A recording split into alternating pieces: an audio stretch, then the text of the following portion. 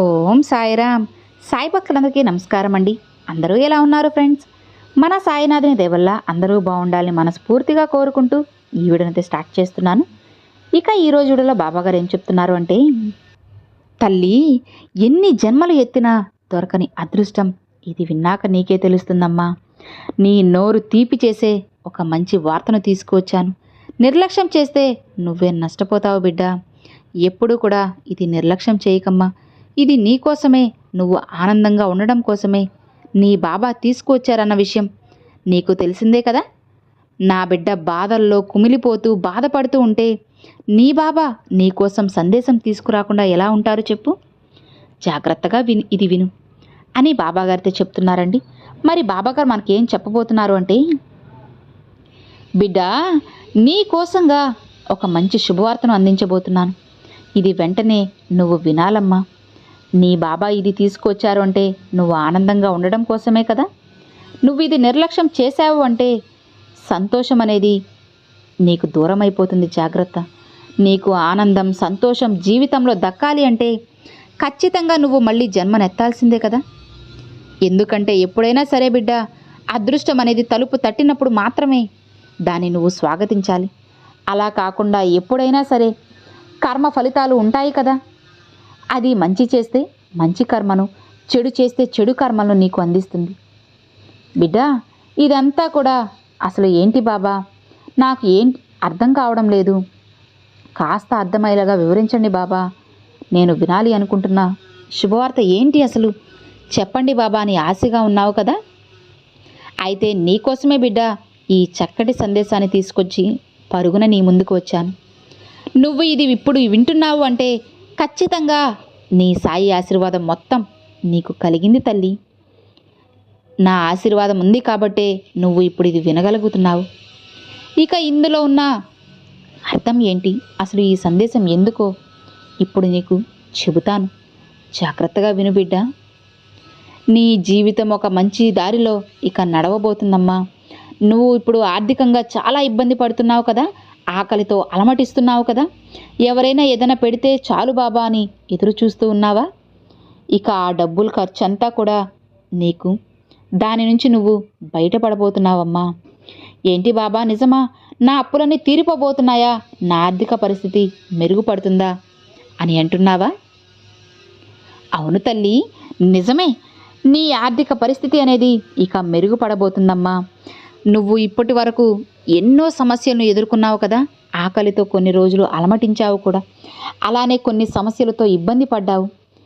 ఇక్కడ నువ్వు గుర్తుపెట్టుకోవాల్సిన విషయం ఏంటంటే తల్లి, ఎన్ని సమస్యలు, కష్టాలు నిన్ను చుట్టుముట్టేసినా సరే, నిన్ను ఊపిరి తిప్పుకొనివ్వకుండా ఉన్నా సరే, నువ్వు కష్టపడుతూనే ఉన్నావంటే ఖచ్చితంగా ఏదో ఒక రోజు ఆనందం అనేది నీకు దగ్గరవుతుంది, నీ దరి చేరుతుంది.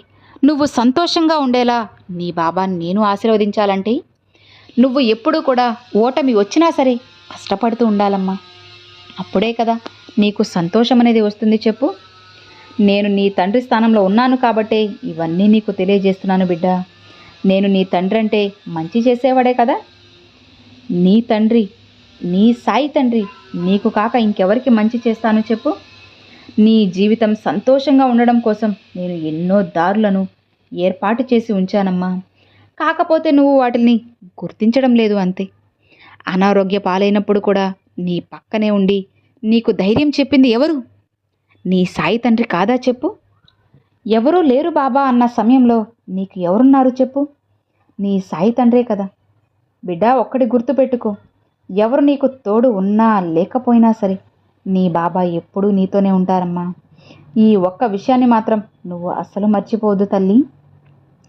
నీ సాయి తండ్రి నీకోసంగా తీసుకువచ్చిన శుభవార్తలన్నీ కూడా ఒక్కొక్కటిగా పోగు చేసి మరి నీ జీవితానికి సరిపడా ఆనందాన్ని నేనిచ్చేస్తాను తల్లి. నువ్వు నీ గతం గురించే తలుచుకొని ఇబ్బంది పడుతూ ఉన్నావు కదా. అసలు బాబా, ఒక్కసారిగా టైం అనేది వెనక్కి వెళ్ళిపోతే బాగును బాబా, నేను ఇలాంటి తప్పు మళ్ళీ మళ్ళీ చేయను బాబా అని నీకు అనిపిస్తుంది కదా. ఇది సహజమేనమ్మా. ఇది నువ్వే కాదు, నా బిడ్డలందరూ కూడా చాలామంది ఇలానే అనుకుంటున్నారు. బాబా, ఒక్కసారి కాలాన్ని మళ్ళీ వెనక్కి తిప్పండి బాబా. ఇంతకుముందు చేసిన పొరపాటుని నేను మళ్ళీ చేయను బాబా, సరిదిద్దుకుంటాను.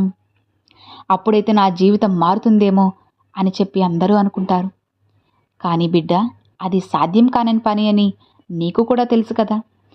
ఇక జరిగిందేదో జరిగిపోయిందమ్మా, గతం మర్చిపోవాలి. అలానే నీ భవిష్యత్తు గురించి నువ్వు మంచిగా ఆలోచించుకోగలగాలి. నీ పిల్లల భవిష్యత్తును తీర్చిదిద్దాలి. నీ కుటుంబ బాధ్యతలను నువ్వు ఆనందంగా స్వీకరించాలి. అలానే వీటితో పాటుగా నువ్వు ఒక ముఖ్యమైన పని కూడా చేయాలి బిడ్డ. ఏంటి బాబా అంటున్నావా? ఇంకేంటి తల్లి, నిన్ను నువ్వు చూసుకోవా చెప్పు. అన్నీ చూసుకుంటూ అందరినీ చూసుకుంటూ ఉంటే మరి నిన్ను చూసేది ఎవరు? నువ్వే చూసుకోవాలి కదా. బాబా, నా గురించి ఏముందిలే బాబా, నాకంటూ మీరే ఉన్నారు కదా, మీరే నన్ను చూసుకుంటూ ఉండగా నాకెందుకు దిగులు అంటున్నావా? బిడ్డ, అది నిజమే, నేను నీతో పాటే ఉన్నాను. అలానే నీ గురించి కూడా కాస్త ఆలోచించుకోమ్మా.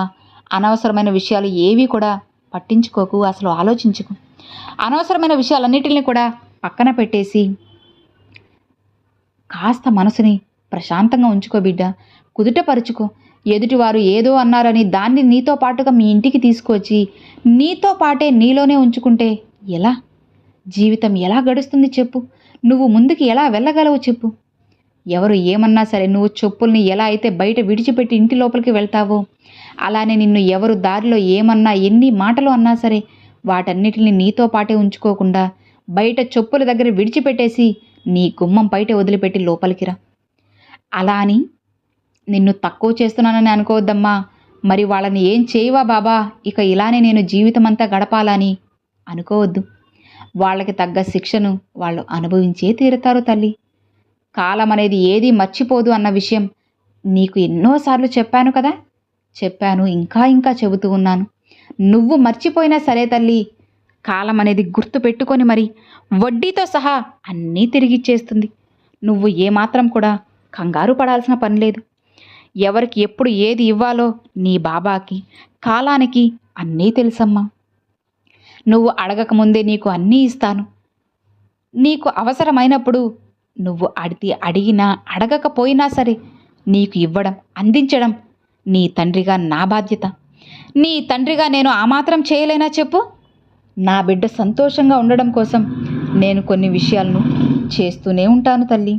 నీ కంటికి కనిపించినా కనిపించకపోయినా, నువ్వు నన్ను అర్థం చేసుకున్నా అపార్థం చేసుకున్నా సరే నేను నీకు ఖచ్చితంగా మంచి దారినే చూపించే వెళ్తాను తల్లి. నీ జీవితాన్ని మార్చే తీరుతాను. అలా నీ జీవితం మారడానికి, నువ్వు సంతోషంగా ఉండడానికి నేను ఎన్నెన్నో విషయాలు నీ వెనుక జరిపిస్తూనే ఉంటాను. నువ్వు భయపడకు బిడ్డ, ఆనందంగా హాయిగా ఉండు. నీ సాయి తండ్రి ఎల్లవేళలా కూడా నీకు మంచి జీవితాన్నే కదా ఇవ్వాలని ప్రాధేయపడుతూ ఉన్నాను. ఇక నీకున్న దోషాలన్నీ కూడా తొలగించబోతున్నాను బిడ్డ.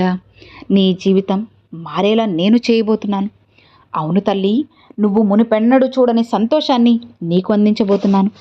నేను ముందే చెప్పాను కదా, తీపి వార్త నీకు అందించబోతున్నాను బిడ్డ. మిఠాయిలను సిద్ధం చేసుకోమని. ఇక వాటితో నీ జీవితమే మారిపోతుందమ్మా. తీయటి వార్తలు ఎన్నో కూడా నువ్వు వినబోతున్నావు. మరెన్నో సంతోషాన్ని నువ్వు రుచి చూడబోతున్నావు. నీ ఇంట ఒక మంచి శుభకార్యం కూడా జరగబోతుంది. ఇక ఆ ఒక్క శుభకార్యంతోనే నువ్వు చాలా హాయిగా ప్రశాంతంగా ఉండబోతున్నావు బిడ్డ. నీ బాబా చెప్పేది అర్థమవుతుంది కదా. నీ సాయి తండ్రి ఏం చెప్పినా ఏం చేసినా సరే నీ కోసమనే, నీ జీవితం కోసమని తెలుస్తుంది కదా. ఇక హాయిగా ప్రశాంతంగా ఉండు తల్లి. నీ బాబా ఎల్లవెల్ల నీతో పాటే ఉంటూ నిన్ను కాపాడుకుంటూ ఉంటాను. ఇక ధైర్యంగా ఉండు అని బాబాగారితో చెప్తున్నారండి. సో విన్నారు కదండి, ఈరోజు బాబాగారు మనందరి కోసం చాలా అంటే చాలా చక్కటి సందేశాన్ని తీసుకొచ్చారు. మరి ఈరోజు బాబాగారు పంపించిన ఈ మంచి సందేశం మీ అందరికీ ఎంతో బాగా నచ్చింది అని అనుకుంటున్నాను. నచ్చితే ఒక చిన్న లైక్ చేయండి, మరికొంతమంది సాయి భక్తులకు షేర్ చేయండి. ఫస్ట్గా మన ఛానల్ చూసేవాళ్ళు సబ్స్క్రైబ్ చేసి సపోర్ట్ చేయండి friends. Thanks for watching. Om Sairam.